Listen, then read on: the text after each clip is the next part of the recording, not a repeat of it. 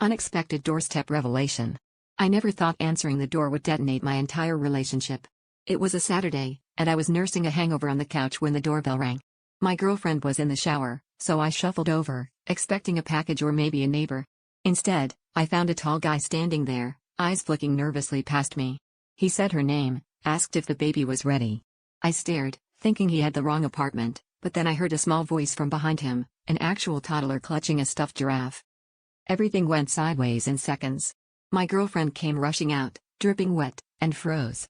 The look on her face told me everything I needed to know. This wasn't some deranged ex making things up. She barely glanced at me before she started apologizing to him, not to me, about being late. The guy just looked at me with this weird mix of pity and anger, like I was the last to get the joke.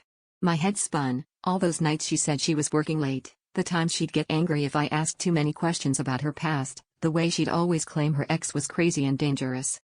When she finally turned to me, her voice was shaking. She said she wanted to tell me about her daughter, but was afraid I'd leave her, that I wouldn't want the baggage.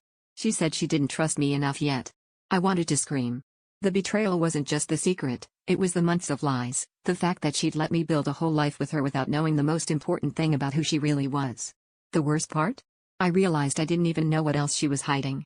If she could lie about something this massive, what else had she buried? As the door closed behind her ex and their child, I stood there, hollowed out. I wanted to throw her out, to end it all, but I couldn't move.